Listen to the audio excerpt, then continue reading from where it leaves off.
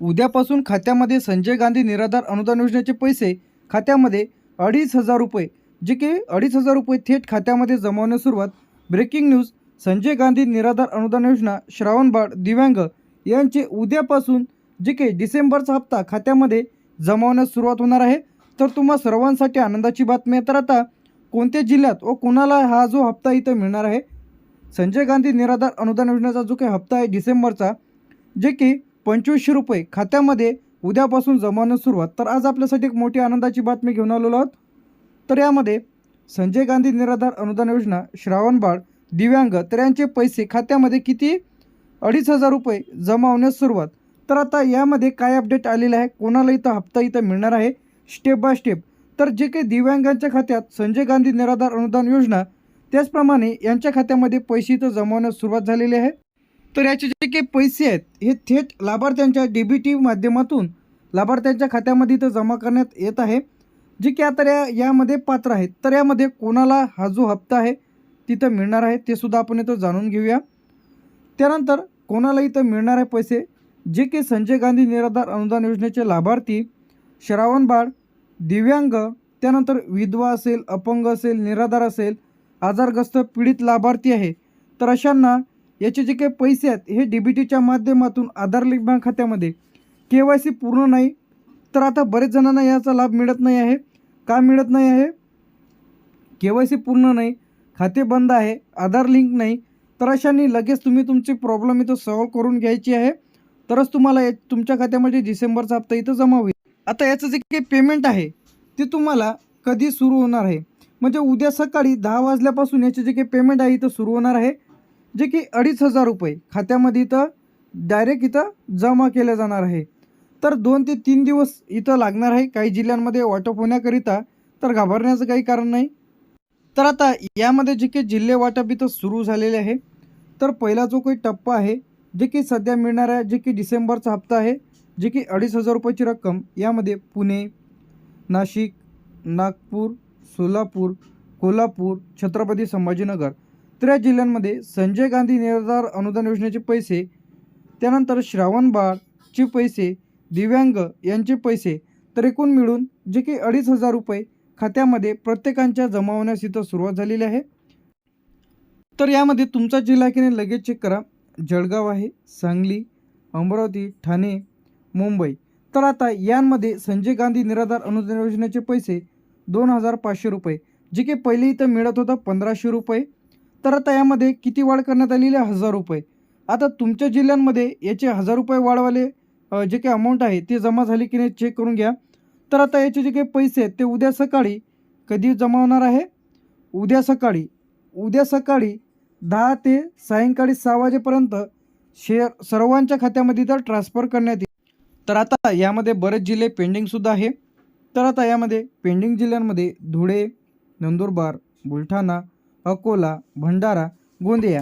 तर या जिल्ह्यांमध्ये काहीशा जिल्ह्यांमध्ये किती रुपये जमा होत आहे? 1,000 रुपये.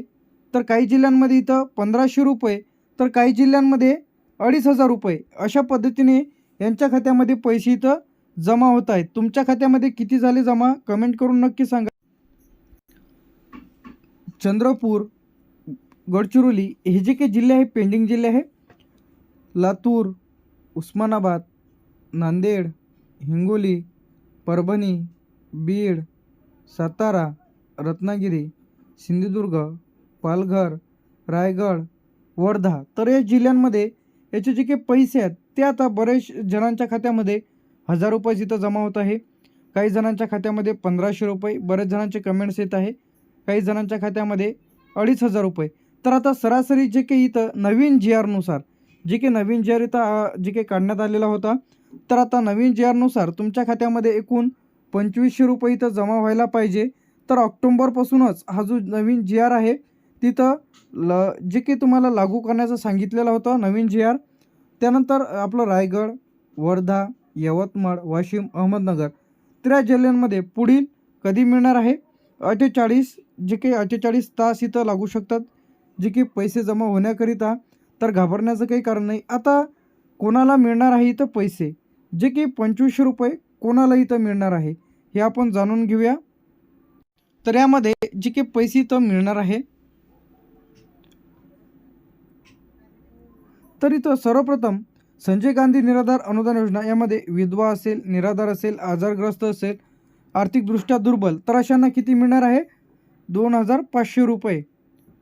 त्यानंतर जे काही श्रावण बाळांच्या लाभार्थ्यांना सुद्धा इथे मिळणार आहे 65 वर्षावरील ज्येष्ठ नागरिकांना. दिव्यांग असेल 40% जास्ती जर असेल तर अशांना 2,500 रुपये इथे देण्यात येणार आहे.